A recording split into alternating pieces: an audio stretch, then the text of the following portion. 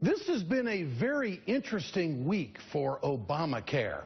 It's been a week of a pack of lies coming from Fox News and one particular broadcaster, and that would be Sean Hannity, who apparently is the king of cheap shots. And I think that there is a reflection in GOP polling. Rough week at the office. They're down to 22%, an all-time low. So the Republicans have to be behind closed doors saying, damn, what are we going to do now? Well, all they've got left is to go after Obamacare. That's all they've got. That and, of course, ripping people off of food stamps. You know, network reporters, as I said earlier this week on this broadcast, I think are in somewhat of a dilemma. I think that Obamacare is going to be so positive, and there are so many things in Obamacare that are great for families and great for individuals and great for consumers and the industry, that they will take any morsel of negativity, no matter what it is, to just kind of make sure that everybody thinks they're still journalistically balanced. Let me tell you something, folks. Junk insurance policies is real. It's very real, and it's been addressed in this country. And this is what Hannity and Fox News and some other reporters have come to. They don't know what to do. So last night on Hannity's program, he brings on this bozo Brent Bozell from some conservative media watchdog outfit, and they have fun with me. I love it. Here it is. Your buddy Eddie Schultz over there, Daffy, Obamacare is so wonderful to me, he's afraid. You know, I don't know who gets the award for the suck up and head up the you-know-what award. Either him or his colleague, Chris Matthews. One of them gets it. Let's roll tape. You know what? I think that network reporters throughout the entire industry may be caught in a dilemma that Obamacare is so positive and going to have such a tremendous impact on American life and American society and setting the foundation for better changes in the future. I think that network reporters and people on TV are having a hard time saying something nice about it or positive about it because they might be viewed as journalistically compromised. They're not really showing a great deal of integrity if they say something positive about Obamacare. Yeah, that thrill up their leg thing doesn't extend to everybody. You know, Sean, I'm reading this sentence again. That Obamacare is so positive, ... Network reporters and people on TV are having a hard time saying something nice about it or positive about it.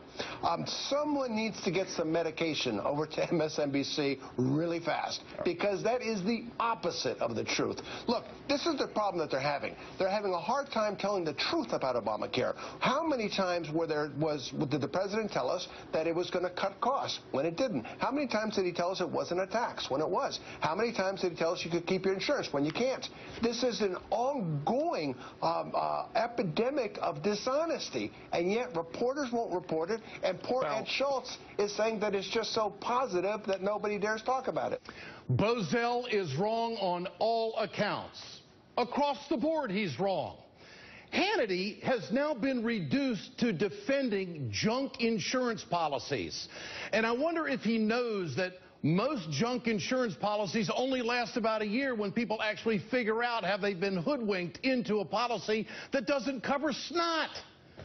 That's why Obamacare is good. Sean, I know it's probably a little over your head, but I'll give it a shot again. A few weeks ago, I asked Hannity to go face-to-face with me in a debate. Instead of accepting what he has decided to do, he comes back with a challenge. He's playing clips of my show in his media clip or whatever, in his segment. Look, I'm about the truth, and it would seem to me that if I'm wrong on these things, that Hannity would want to go face-to-face with me. I mean, you know, I'm just a fun-loving, barrel-chested guy from the middle of the country who loves to get to the bottom of stuff. You know what I mean? So let's get it on, Sean. Come on. You pick the venue. You sell the tickets. You keep the profit. You're all about that. I just want to prove that you're wrong.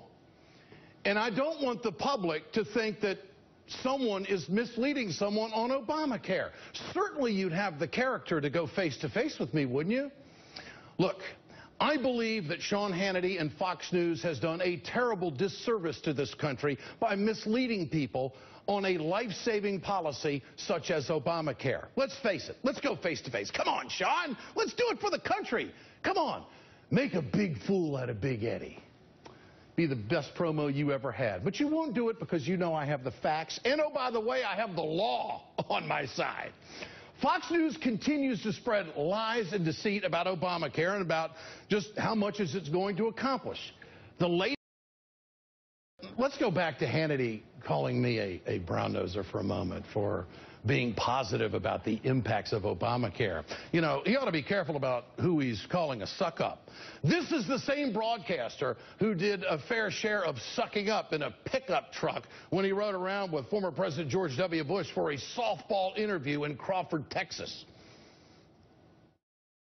When I last saw you, my perception was you were totally, completely at peace. Yeah. Your job was done. And you seem even more now. I am at peace, and I was honored to serve the country. I gave it my all. I have written a book that chronicles the decisions I made, and I feel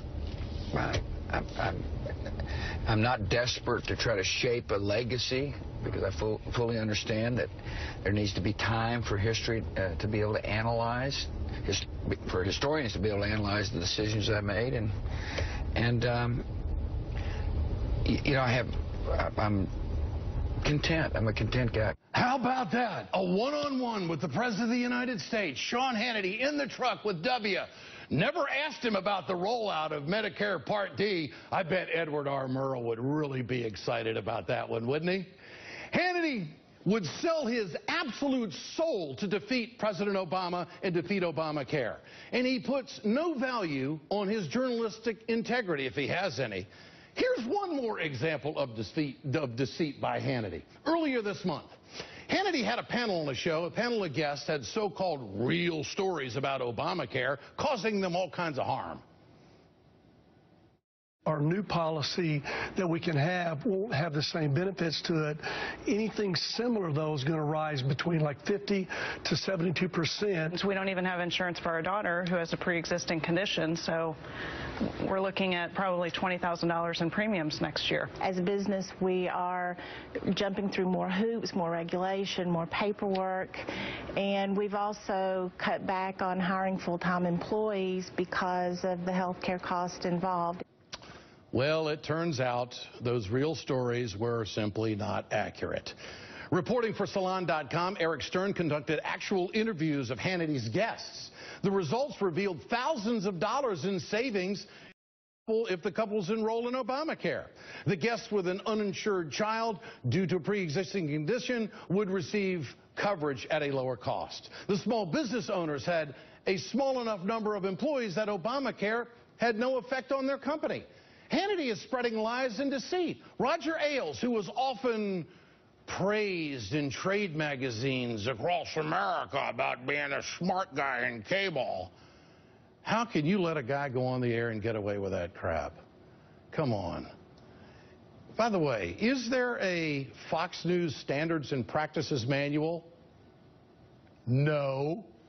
It's not reporting, it's lying. And I think Hannity is doing a serious disservice to the country by saying what he's saying about Obamacare, because it is lie after lie after lie. Come on, Sean, let's go face to face.